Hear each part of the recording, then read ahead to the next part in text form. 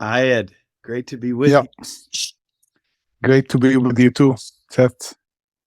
Always great to connect, and I miss you and love you so much. And I'm grateful that you are joining us on the State of Water podcast for the first time here. It's uh, it's an honor for me to be at the podcast with you, Seth. You are like a dear brother to me, and thank you for this chance as well. Yeah, my pleasure. And yeah, Mm. I've reflected so much on the time that we spent together 2 years ago um, on Earthwork Farm, where I was born and raised, and it's still, kind of my lifetime home base. And you came and spent, the kind of the second half of the summer with us and living on the farm and doing an artist residency. And we just kind of became, woven into daily life together and with my Mhm. daughter Iris and our dog Wilbur. And we all just love spending time with you so much. And sharing where I'm from and where I still call home with you has been so meaningful. And I look forward to Mm. being able to connect with you, where you're from and where you call home, and just want to, give you the opportunity to sort of introduce yourself and share where you call home, where you're calling in from right now. Mm. But the first, I really enjoyed my residency at the Gathering Farm, and you were like a family to me. So I really enjoyed every single day there, and it was inspiring time. Um, the place and the event and all these details. It was like a great chance for me to learn and just to be in different atmosphere, and that was really like cool and inspiring. So um, I'm pleased for that chance as well. Thank you. So where I come from originally from a Palestinian village called Castina, where my grandfather displaced from, and then my family came to be part of a refugee camp called Dheisha in Bethlehem city. And Dheisha now it's where I born and raised till today. Dheisha is one of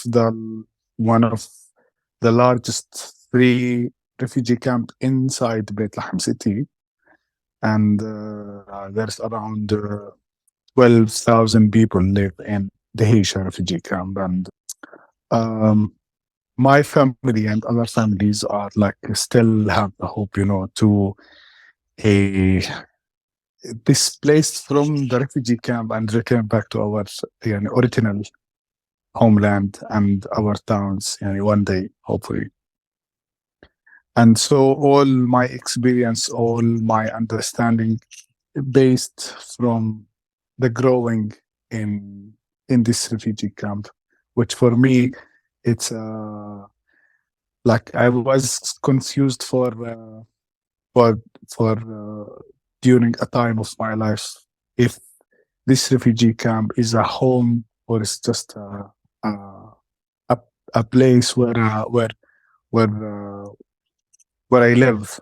That was really confusing, and how I feel about it as a place, that I grown up in, where I know everything about it. I know all the details of it. I know everybody lives in it, and so sometimes home, it's not one definition, and it might be home. It might be the people. It might be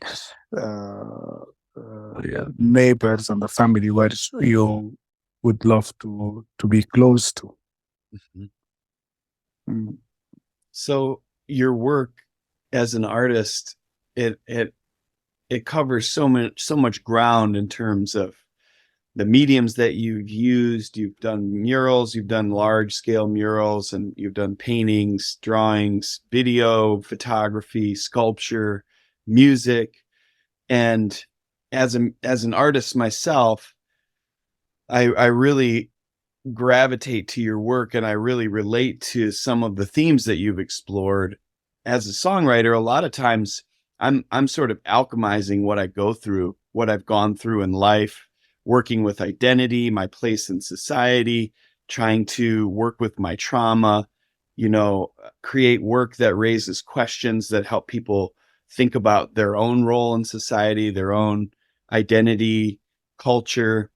And I see all of that in your work so much. And there's this piece, there's sort of this tension in a lot of your work around like ancient Palestinian culture, like tradition, and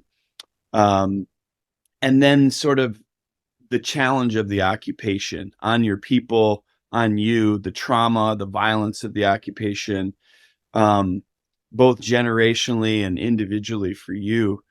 And water plays a role in your work too. You've had some really powerful works that you've already created, and some stuff that you're working on now that has to do with water. I'm wondering if you could share a little bit about your process as an artist, and maybe specifically to speak to some of the work that you've created that has a connection with water and the theme of water and the sea and boats. So during a time where I started to explore more about being Palestinian and the culture of Palestinian and the history of Palestinian, which like make me understand what's the story behind my traditions that I'm practicing till today. And so part of these traditions is the songs, is the some poems, is the wisdoms that's relate strongly and so attached to the sea that I have no access to. Yeah. Like I born and grown up where I have no access to the sea, and I'm disconnected from the body of the sea, which as well as I remember first time that I look at the map and I found what the how I'm surrounded by three seas actually, like the Red Sea, and the Mediterranean Sea, and it's not that far from me, but I'm disconnected, like from the sea, and I have no access. Where I have more access when I travel abroad, then and the sea as a body of water is like as well. As I learned from all what I mentioned, the poems and the songs and the wisdoms and the stories and the stories that represent so many cultural levels. I was thinking that I wanted to create my own access through art as a powerful tool to reconnect myself or where I live, where I'm staying, or this disconnected part to the sea in a way.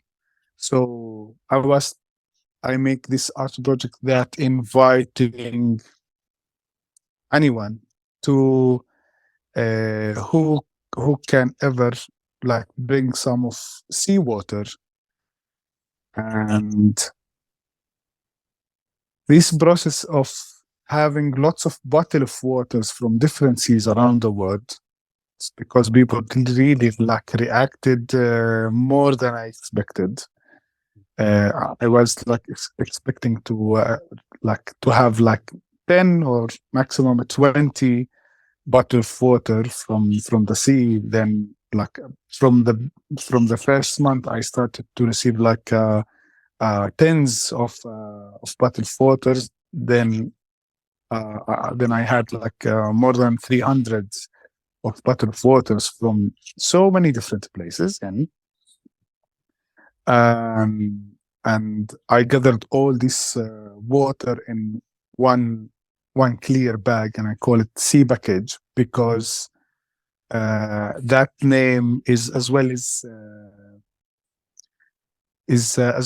represent that word for the refugees when they had to receive the humanitarian aid through packages. So this word package is so linked to the refugee situation who was disconnected from his home, and now he has like need an urgent humanitarian aid. And then I thought that that was like repeating the practice in a very poetic way, and with an art statement. So that was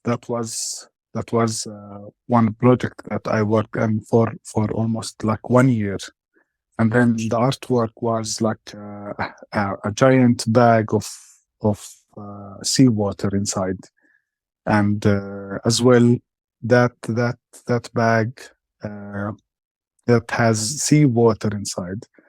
It was like a body inside the the gallery space. Uh, I think visually it can talk more than I can describe, but it was like an experience that I have learned a lot. I connected with so many people through this project. As well, that project taught me a lot in the art process. And that was my real first artwork as a project, as a long process project. Yeah, exactly. Artwork as a process, as a experience that touches hundreds of people and that takes place over time, not merely an object in a space, which can be profound and have ripple effects, obviously, as well. But to bring the sea to Palestine, to bring the sea to the West Bank, and to have hundreds of people be involved in that it's really such a powerful story. And I remember when you first came to Michigan, one of the first things you wanted to do was to get out on a boat on Lake Michigan and go fishing, and you caught some big fish. Mm-hmm. And it was like, not having access to the water and then being brought to the Great Lakes region, you were just like, this is the most important, this is the first thing I want to do, Yeah, absolutely. Yeah, because I feel it's like it's a whole life that I'm disconnected from. It's like like the sea is, I believe it's not just a piece of water. There is like a whole life that included around the sea. As well, like I feel that like all the people who live at the sea, who are close by the sea, they have their own culture and their way of dealing with life, and they have their like traditions, and I don't know how to say it, يعني, but I feel that like there is this whole a civilization that I'm disconnected from. So it's not just the water as a physical body. It's the whole thing that I'm disconnected from, and I wanted through that project, to cross by any story from someone that have a story about the sea.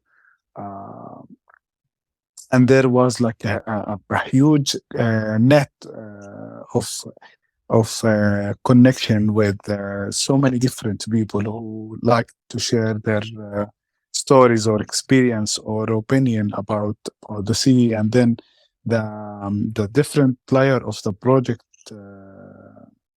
that start to be more and more and talking about the political distance and beyond the geographic distance and how art can be a free space for uh, when the occupation is limiting your space, then you can create your own space and to do to make it a reason to go beyond all the borders. And for me as well, like to be able and have access to come to the Great Lake in Michigan, but not being able to go to the Mediterranean Sea, which it's like far 1 hour by the car. It's like as well, it's an insane idea, and as well, it's make you think again of um, like this political distance. Yeah, absolutely. I stopped in a certain point because I feel like I can continue to talk till tomorrow. So Yeah, and well, we'll talk as much as we can today, and then we'll pick it up again if we need to. But I would love to hear from you just about what the current situation is like. You've lived your whole life calling Palestine home, and you've traveled to different places. Your work's been featured all over the world: London, Cairo, Oslo. You've done multiple residencies in the United States and been featured here in galleries, but you've always been rooted there, and you've lived through a lot.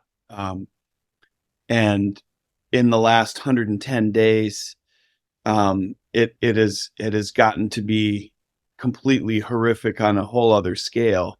And you're in the West Bank. You do have friends and family in Gaza, so would love to just hear from you about what the situation is like currently and how we can be in solidarity and partnership with you.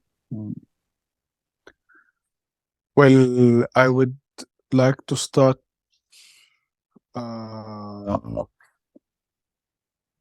before talking about current situation. Like I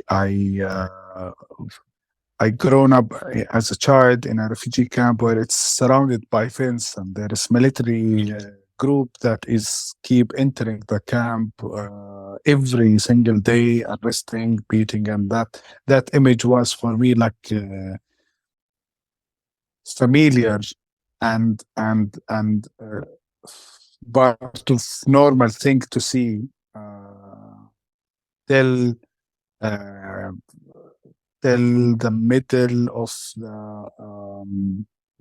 middle of 80. Then the first intifada happened, and then the action become much more aggressive, and there was like shooting every day, curfew every day, and I was like a little kid in that situation. So the current situation now for me, it's not something like it's a new, even like there's daily invading to the refugee camp by the soldiers. There's midnight arresting, midnight breaking houses, and very like brutal way of arresting people. Most of them are really young, like 15, 16, 17, and they mean to sometimes break their bones literally when they do the arresting. And this is really like crazy situation that you cannot, if you are not used to live that situation, you cannot handle it at all. But what is happening in Gaza now is it's out of all the imagination, all the it's beyond everything that I'm familiar with. It's just shocking. It's just it's shocked even the imagination, and it went even more than what you could see in a Hollywood movie. The scene, the what is happening, and the images that come from Gaza every day is really like literally is going more shocking from a Hollywood action movie. Uh, so for now, I'm disconnected from my relatives in Gaza. I have no connection with them. Like last time, it was like more than 1 month. And the last time we have talked to them, they were in a humanitarian tents close by the seashore, because that's how they imagine that is more safe than being in other places. Yani. But we are disconnected from them. We are like from day to another day try to contact with them to make sure that they are okay, they are alive. Yani, it's crazy. Even like when we do the calling, we are waiting if somebody's going to answer or they are not answered. But then when when they don't have an internet, at least we say that okay, they don't have internet. We we cannot call them. But when they have an internet and we are calling them, we are like too nervous, because as well, Yeah. most of them, they don't have Wi-Fi or connection. Like they have very, very bad internet. So it's this. So in like intention time when you are trying to contact them and make sure if they are okay or they are alive, still alive, or they have their, I don't know. I don't know what to say, Yani. We are here, we are like in waiting for the unknown destiny that could come. Maybe it's gonna go worse. Maybe it's gonna end.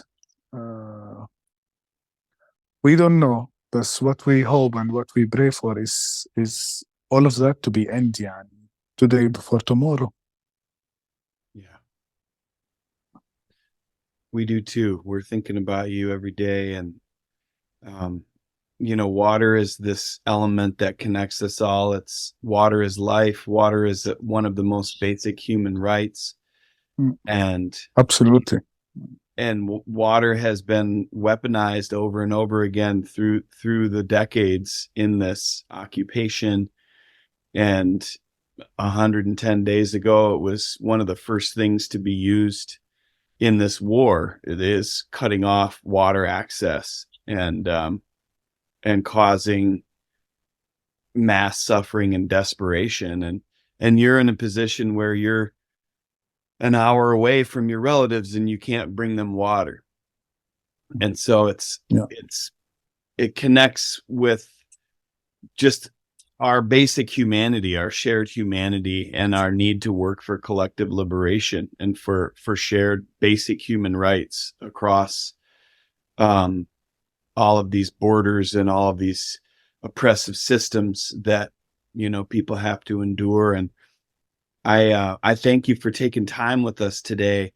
Let's catch up again in a couple days, and we'll talk more about your art. We'll talk more about your time in Michigan.